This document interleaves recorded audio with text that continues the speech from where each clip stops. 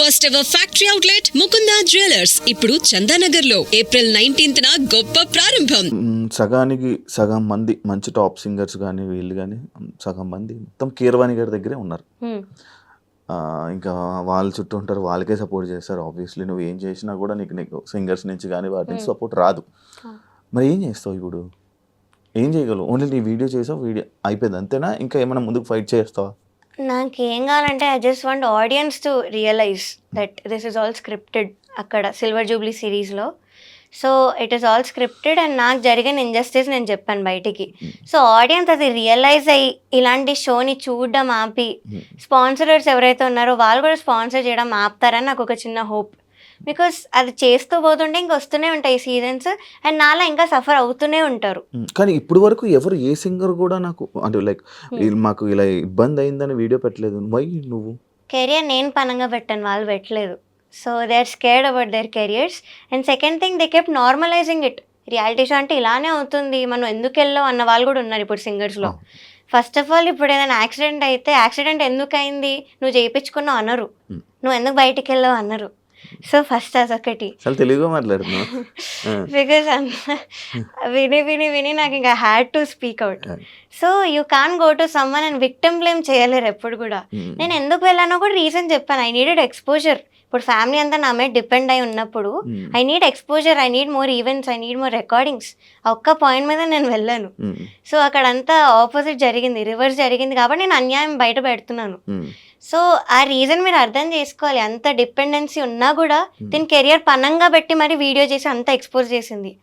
So మీరు అది ఆలోచించైనా నాకు కొంచెం సపోర్ట్ చెయ్యాలి. బికాజ్ నేను ప్రూఫ్స్తో కూడా బయట పెట్టాను, ఊరికే కూడా చెప్పలేదు, ప్రూఫ్స్తో బయట పెట్టాను. అలాంటప్పుడు you can't spread hate. Support అయినా చేయకండి but don't spread unnecessary hate. అదే నిన్ను ఇంకొకటి కూడా అనడం జరిగింది, లైక్ ఎందుకమ్మా దీన్ని ప్రొలాంగ్ చేస్తున్నావు, ఎందుకు ఎక్కువ ఇంటర్వ్యూస్ ఇచ్చేదాన్ని ఇది చేస్తున్నావు అని కూడా అన్నా. దానికి ఏం రిప్లై ఇస్తావు? Because the more interviews the more reach to people. అంతే. సో ఇంకా ఇంకా చూస్తారు, ఇంకా రియలైజ్ అవుతారు, నేను ఇంకా కొత్త పాయింట్స్ మాట్లాడుతున్నాను. So that's the only reason. ఎప్పుడు ఆపుతావు ప్రవస్తి అంటే? నాకైతే అపాలజీస్ అవేం కూడా అవసరం లేదు. సో యాజ్ ఐవ్ సెడ్ అందరూ రియలైజ్ అవ్వాలి. రియలైజ్ అయ్యే వరకు అయితే నేను చేస్తూనే ఉంటాను. I won't step back. Of course hate comments చాలా ఉంది, హేట్ ఉంది, కానీ నేను ఇగ్నోర్ చేస్తున్నాను హేట్ అంతా కూడా. బికాస్ వాళ్ళకి తెలీదు, నా ప్లేస్లో ఉండి ఆలోచిస్తే వాళ్ళకి తెలుస్తుంది. వాళ్ళ పిల్లలకి కానీ వాళ్ళకి తెలిసిన వాళ్ళకి కానీ ఎప్పుడైతే ఇలాంటి ఎక్స్పీరియన్స్ అవుతుందో అప్పుడు వాళ్ళు కూడా స్టాండ్ తీసుకోవాలని అనుకుంటారు. పేరెంట్స్ కూడా అందరికీ ఫోన్లు చేసి ఏదో మాట్లాడుతున్నారంట, ఏం మాట్లాడుతున్నారు అంటే విన్నాను ఇలా పేరెంట్స్ మాట్లాడి న్యూస్ ఛానల్స్కి ఇలాగా చెప్తున్నారని. దట్ నాకు అంత పర్టికులర్గా తెలియదు ఏంటని.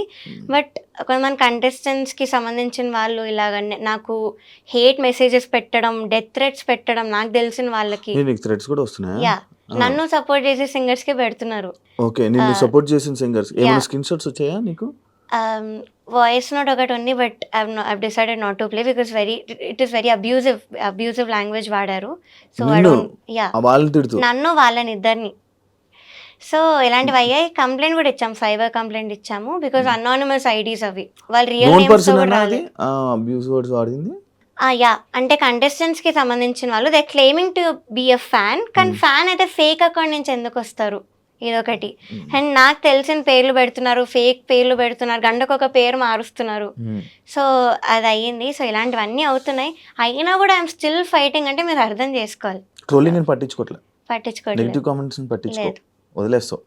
ఎప్పుడు నేర్చుకున్నావు ఇవన్నీ వదిలేయాలని? ఇప్పుడు అలవాటు చేసుకుంటున్నా. ఇంతకు ముందు ఎప్పుడు రాలేదా నీకు, ఇలా జరగలేదా నెగిటివ్ కామెంట్స్ అవన్నీ?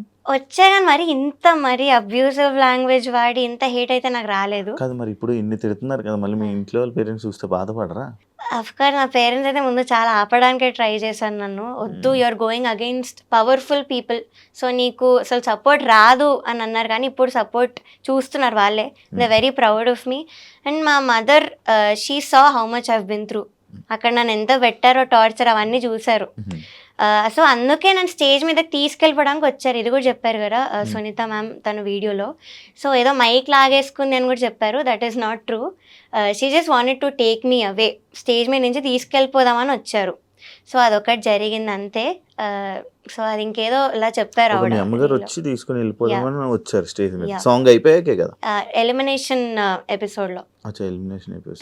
ఎందుకు వీళ్ళు చేసిన ఎంత అన్యాయం, నువ్వు ఆ ట్రాఫీ సర్టిఫికేట్ కూడా ఎందుకు తీసుకోవాలి అన్నట్టు నన్ను తీసుకెళ్ళడానికి వచ్చింది మా మదర్.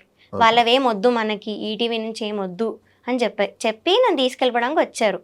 సో అప్పుడు ఆవిడ ఏదో మైక్ లాగేసుకుంది, వాళ్ళ మదర్ ఏదో శాపనార్థాలు పెట్టేశారు అన్న వేలో మాట్లాడారు. So that is not true. Footage కూడా నేను రిలీజ్ చేయమని అడిగాను, అన్ఎడిటెడ్ ఆ డేట్తో మీరు ఫుటేజ్ రిలీజ్ చేయండి కూడా అడిగాను. సో నో మేము చెప్పేది అంతా కూడా రియల్ అని నాకు తెలుసు, అందుకే నేను హేట్ అవన్నీ కూడా పట్టించుకోవట్లేదు. మరి ఇంకా ఈటీవీలో నువ్వు వీడియోస్ చేయవు? లేదు, నేను ఇంకా దానిలో పాడడం కానీ ఇవైతే చేయను. ఈటీవీకి లేదు, ఇంజస్టిస్ ఉన్న చోట నేను ఏం చేయను. గత 3 రోజులు మొత్తం అంతా ఒక డార్క్ సైడ్ ఏదైతే జరుగుతుందో దాని వెనక వాటి గురించి మనం మాట్లాడాము. అంటే ఒక పాజిటివ్ వేలో ఏమైనా చెప్పాలనుకుంటుంది? యా, పాజిటివ్ సైడ్ కూడా డెఫినెట్లీ ఉంది. నేను మొన్ననే స్టోరీ పెట్టా, తమన్ సార్ గురించి పెట్టాను. ఇలా నన్ను బ్రో మూవీలో పాడించారు ఆయన బ్యాకింగ్ వోకల్స్లో. సో అది నేను 6-7 డేస్ వెళ్ళాను కంటిన్యూస్గా. సో అక్కడ చాలా బాగుండింది ఆ వైబ్ కానీ, ఎంత బాగా చూసుకున్నారు. Everything was very very well. Timings కానీ, ఆ రికార్డింగ్ జరిగే ఆ ప్రాసెస్ కానీ వెరీ వెరీ పీస్ఫుల్ ఉండే, ఎక్కడ కూడా కొంచెం టెన్షన్ అని కానీ ఎక్కడ లేకుండే. సో అదొక పాజిటివ్ థింగ్. అండ్ కొంతమంది సింగర్స్ ఇప్పుడు అలా పెడుతున్నా కూడా స్టోరీస్లో, నాకు యాంటీ ఉన్నా కూడా స్టోరీస్లో, నాకు పర్సనల్గా మాత్రం చాలా బాగా పెడుతున్నారు మెసేజెస్ అయితే. Because we know how talented you are, music అయితే వదులుకోకు, ఇవన్నీ I know it is very hurtful to you, but కొన్ని రోజులు అయ్యాక నువ్వు వదిలేస్తావు అన్న వేలో మాట్లాడారు. సో అది. అండ్ రీసెంట్ ఒక పెద్ద సింగర్తోనే నేను ఆస్ట్రేలియా వెళ్ళాను. He treated me very well, చాలా బాగా చూసుకున్నాడు అన్నయ్య. చాలా మందికి ఆపర్చునిటీస్ ఇస్తాడు అన్నయ్య ఈ field actually. So he's a very good person. ఇప్పుడు నాకు తనే మెసేజ్ పెట్టారు, స్టోరీస్ ఎలా ఉన్నా కూడా నాకు మెసేజ్ పెట్టారు. So I'm very thankful to such people. And Thaman sir కానీ ఇలాంటి వాళ్ళు ఆపర్చునిటీస్ ఇస్తున్నారు, ఇచ్చి అంత బాగా చూసుకుంటున్నారు సింగర్స్ని, కొంచెం కూడా డిస్రెస్పెక్ట్ అనేది లేకుండా, ఆ మెంటల్ టార్చర్ ఏం లేకుండా. So this is the positive side. ఇప్పుడు ఇస్తారా ఇదే పెద్ద పెద్ద మ్యూజిక్ డైరెక్టర్లు ఇప్పుడు నీకు ఆపర్చునిటీస్ ఇస్తారా? ఏమన్నా నాకు తెలీదు, బట్ వస్తే బాగుంటుంది. బట్ రాకపోయినా కూడా ఇట్స్ ఓకే, ఫైన్. రాకపోయినా ఓకే, ఫైన్. యా, బాగా చెప్తున్నావు. బికాస్ ఇంకా రావాలనుకుంటే నా ఓన్గా వస్తాను. I'll improve my self.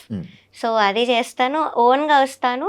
దానికి అదే ఆపర్చునిటీ వస్తే మాత్రం ఐల్ డెఫినెట్లీ యూటిలైజ్ ఇట్. కాదు ప్రవస్తి, నువ్వు నార్మల్గా ఎందుకు సింగర్ అవుదాం అనుకున్నావు? సో ఇది started when I was 3 years old. 3 years old. 3 years. నేను అప్పుడు ఏం చేస్తాను, స్కూల్ ముక్కులు వేలు గెలుక్కొని ఏవో చేస్తున్నాను, స్కూల్కి వెళ్ళాను కూడా లేదో తెలీదు. So I was 3 years old. First మా అక్క నేర్చుకోవడానికి వెళ్ళేది క్లాసికల్ మ్యూజిక్.